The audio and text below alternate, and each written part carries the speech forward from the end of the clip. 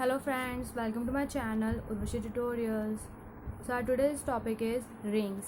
Before we start, I just want to remind you about the algebraic structure which we have learned last time. So the algebraic structure is if a set is equipped by one or more binary operation, then the structure is called an algebraic structure which is shown like this. Groups में हमने ऐसा पढ़ा था. अब जब हम groups में ऐसा था कि कोई सेट एक ही ऑपरेशन से इक्विप्ड है तो उसे ग्रुप की प्रॉपर्टी शो करने को बोला था. तो अगर वो कर लेता है तो उसे ग्रुप कहते हैं. और अगर कोई सेट दो बाइनरी ऑपरेशन उस पर अप्लाइड हैं तो उस ऐसे स्ट्रक्चर को हम रिंग कहते हैं. ऐसे स्ट्रक्चर को हम रिंग कहेंगे और रिंग तब कहेंगे जब वो फॉलोइंग पोस्टुलेट्स को फुलफिल कर लेगा, जैसे कि हमने ग्रुप में देखा था. ग्रुप के लिए 5 पोस्टुलेट्स थे हमने देखे थे और रिंग के लिए कुछ अलग है. Let's see that what are this. So let's come to the ring. Ring is a non-empty set R. We show ring by an alphabet R. A non-empty set R together with the operation of addition and multiplication. अब इसमें group में हमारे पास ऐसा था कि हम कोई सा भी ऑपरेशन ले लेते थे, उसकी जगह हमारे पास कोई सा भी ऑपरेशन आ सकता था. But ring is more specify that सिर्फ और सिर्फ इसमें एडिशन और मल्टीप्लिकेशन होना चाहिए. So is called a ring when it satisfy following postulates. So these are the first one, the system R comma plus is an abelian group. ये abelian group होना चाहिए. Second, the system R comma dot is an semi group. ये एक semi group होना चाहिए. और मैंने group पढ़ा था इसमें बताया था कि सेमी ग्रुप क्या होते हैं. which satisfies these first two postulates which are closure and associative. Semi groups हाँ ठीक है. Now third one is a multiplication is distributive with regard to addition. हमें मल्टीप्लिकेशन डिस्ट्रीब्यूटिव लॉ को शो करना है, multiplication over addition. Now let's discuss in detail all the postulates. So for to show this algebraic structure is an abelian group, we have to take if a comma b comma c belongs to R. अब देखते हैं.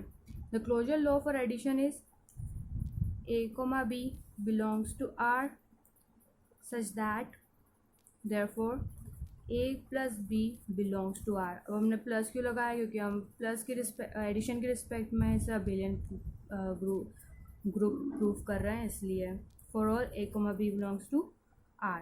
Second is associative law. a plus b plus c will be equal to a plus b plus c for all a comma b comma C belongs to R. For to find an existence of identity for all A belongs to R, जितने भी element R में है वो there exists an element 0 belongs to R.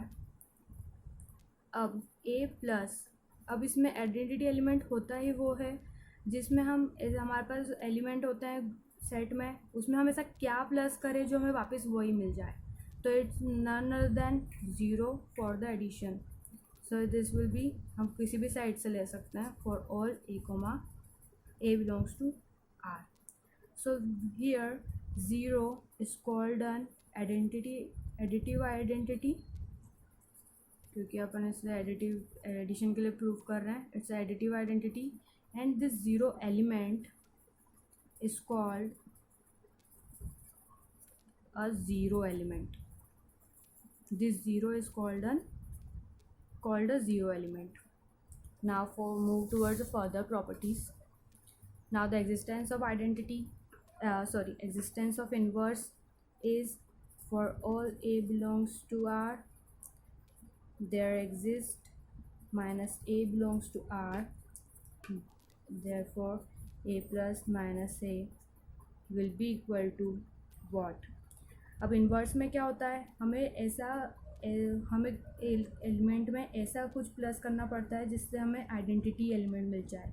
तो वो क्या होगा, ए के लिए क्या होगा -1, क्योंकि हम इसको प्लस के रिस्पेक्ट में शो कर रहे हैं. So where this minus A is an inverse of A, और for all A belongs to R, जितने भी ए हों, जितने भी एलिमेंट होंगे आर के, उन सब के लिए इन्वर्स, उन सब का इन्वर्स होना चाहिए. Now come to commutative. This a plus b equal to b plus a, where for all a comma b belongs to R. Come to the semi group.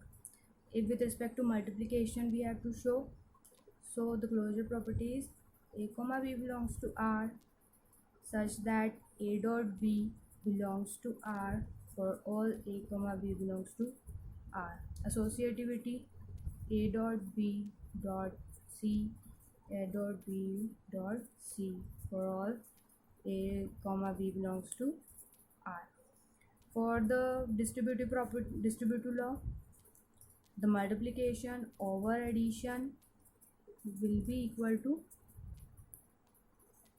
this for all a comma b comma c belongs to R, where on the flip side a equal to b dot a plus c dot a for all a comma b comma c belongs to R, where here the a is present in the right hand side, so we called it right distribution law, and here this a is present at left side, so we called it left distribution law.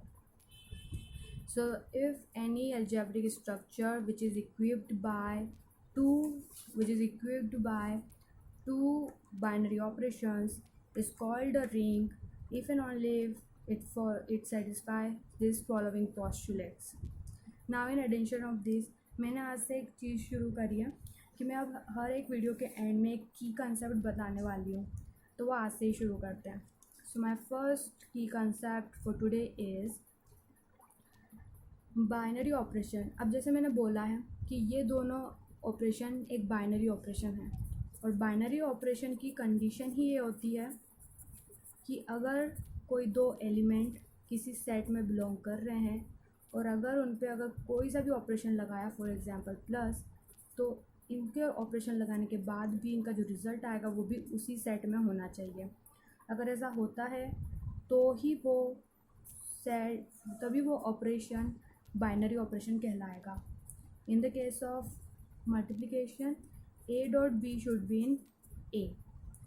तो अगर जब ये property already binary operation proof कर चुका है और ये दोनों जो अपन ऑपरेशन ले रहे हैं वो बाइनरी ऑपरेशन है, then why do we need to prove this closure law for both addition and multiplication.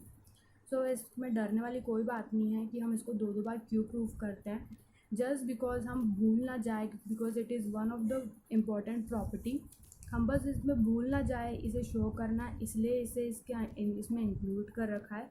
बाकी एक्सप्लिसिटली जब हम इसमें बात करते हैं तब हम क्लोजर लॉ की बात नहीं करते हैं, सिर्फ हम डायरेक्टली बोल देते हैं कि binary operation of binary addition and multiplication are the binary composition. बस सिंपली ये कह देते हैं. So don't be confuse. Okay, that's all for today. Thank you for watching.